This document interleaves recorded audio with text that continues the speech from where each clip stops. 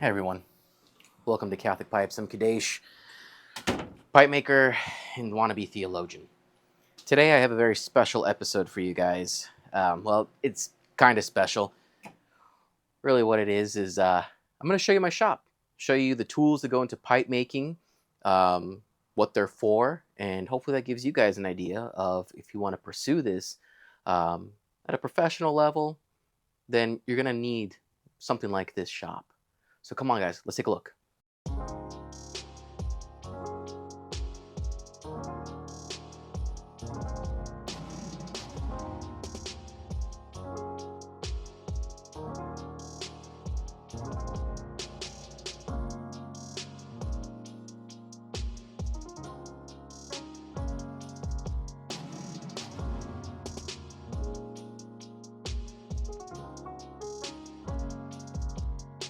All right.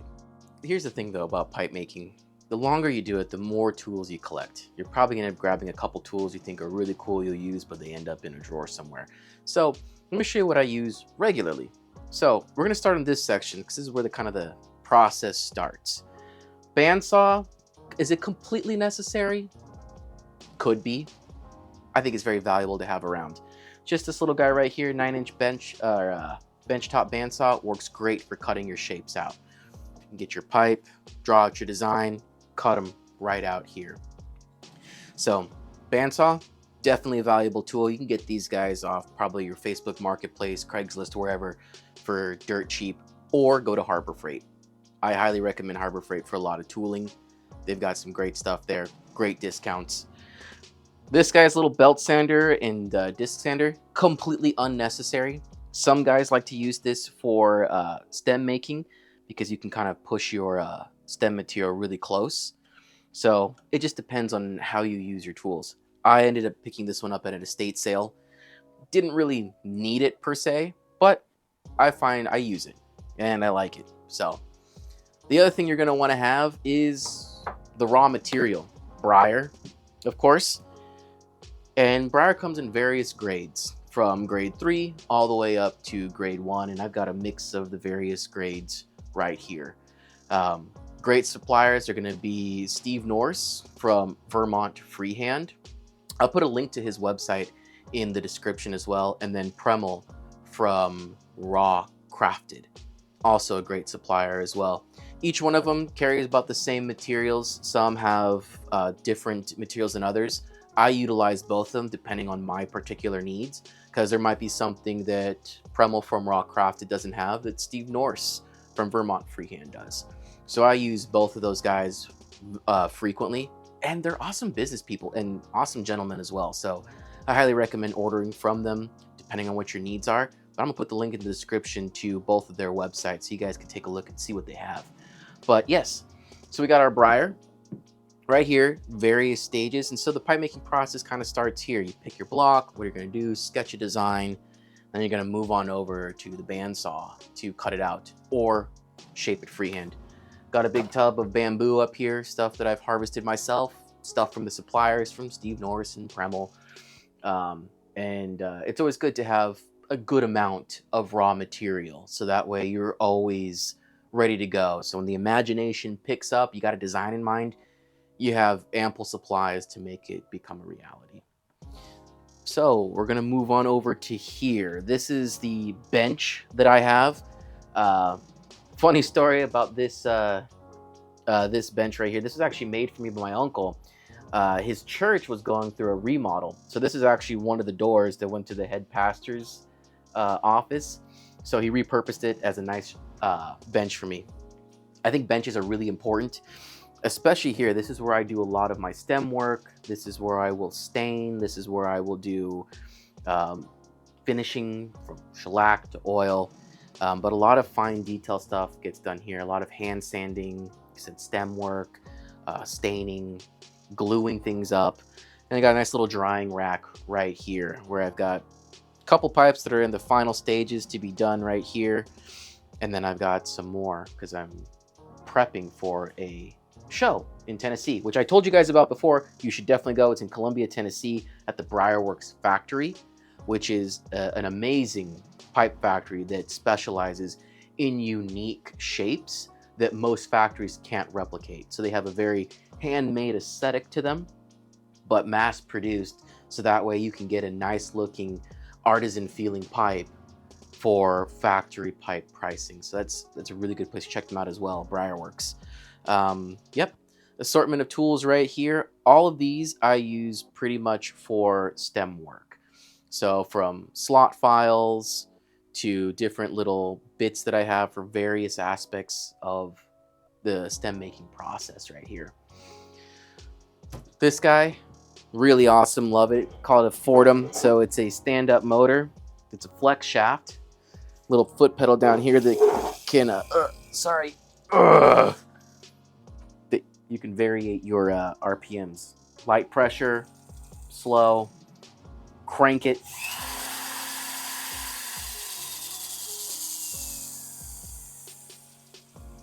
I bought this off another pipe maker, Mr. Adam Remington, and this has been a tool that I have used frequently.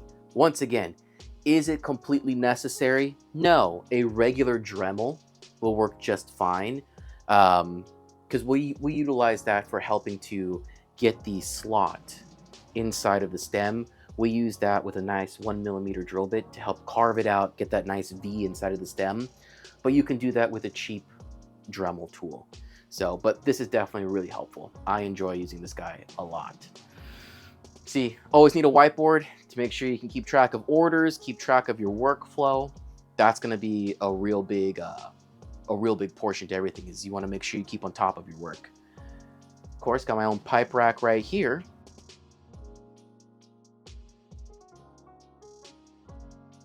Since it is Catholic pipes, of course, this is not mandatory in all pipe workshops, but you know, as a Catholic, prayer is very important. So you have to have a mandatory prayer wall right here. Got my icons all set up, got some wax candles, little holder, just in case, you know, want to start the workday off with some prayer to make sure God's guiding the whole process. All right, now here, this is the workhorse right here. So for most people here, most pipe makers, you're going to see a similar setup. This is a flex back with a 36 grit wheel on here. Very, very aggressive. And it's hooked up to the vacuum that you see all the way down there. This guy spins really hard, and that's where you do most of the shaping for your pipe right there.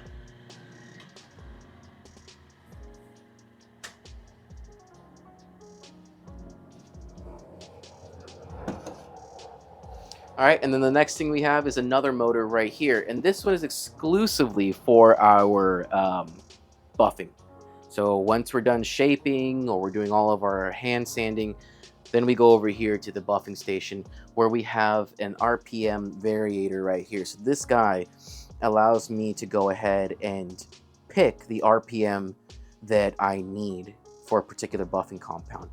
This is the important thing you have to remember when it comes to buffing, is that just having a singular motor that spins as fast as it can, because that's how most stock motors come. They have a max RPM on them, and typically when you plug it in, they just go right to their max RPM. You're going to want something like this to where you can adjust it, because different buffing compounds require different RPMs to make sure that they do the job effectively. So if you're having trouble buffing and you're wondering why, it might be that your wheel is going too fast. So we have that. Nice little inspiration in the background of people that I've studied with, pipe makers that I admire. Of course, you got to have your beer paraphernalia because, like Chesterton says, the pipe, the pint, and the cross go together. All right, got a nice little grinding wheel. This thing is actually important when you're going to be making your own tools. So I use this to shape the bits that I use on my lathe, modify spade bits into spoon bits. So those things are going to be very important. If you're a pipe maker, one of the things you realize that as you get going, you have to create your own tools sometimes. We live in a great world right now where there's a lot of suppliers out there that can provide tools for us, but still does not alleviate the need to get creative and have to make your own tools depending on what you're making. All right, so we go from here, have our grinder. Now we have this sucker right here. This is the lathe.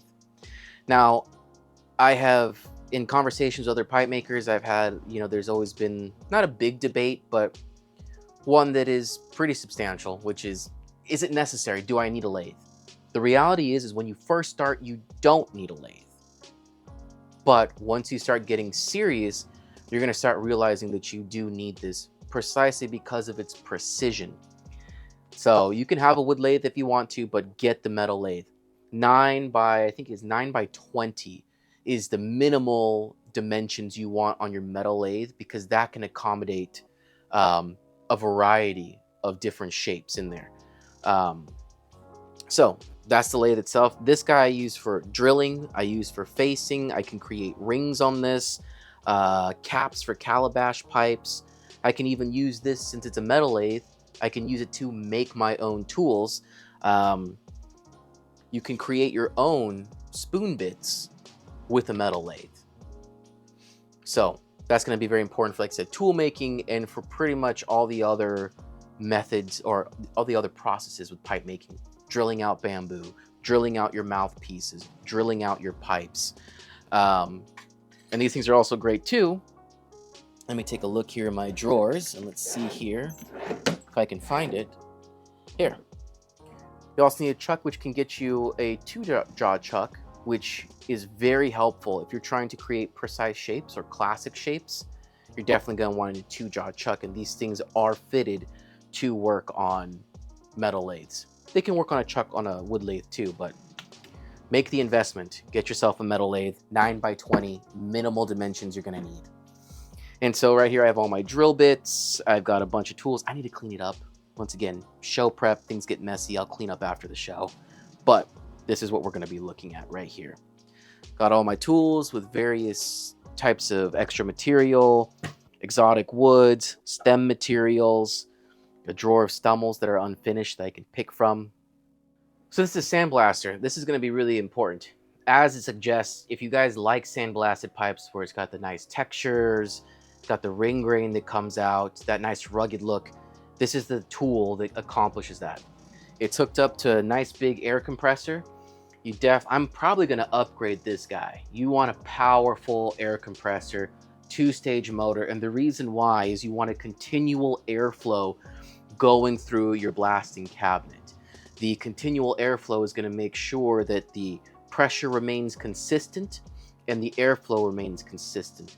The most frustrating thing about sandblasting with an underpowered air compressor is that you have to blast a little bit, then you have to wait for your air compressor to build pressure back up, and then you can continue blasting. So right now my sandblasting takes me a lot longer than I'd like it to. So I'm gonna try to upgrade that, upgrade the compressor, so that way I can go ahead and get faster and better results from the sandblasting. So compressor, blaster, you got your lathe, you have your grinders, you got another bench where you've got your buffing, you have your shaping, you have your detail workbench, your Fordham, your files, vacuuming, briar, and then your bandsaw. So these are the basic big pieces of machinery that I would highly recommend that you have and get as quickly as possible. These are cheap, the motors are cheap, those are a couple $100 altogether. You could get those 2 motors, this, for right around $300–400. I mean, that seems like quite an investment, but it'll make your job a whole heck of a lot easier. That lathe is going to be your biggest expense, but it will make it so much easier for you in the long run.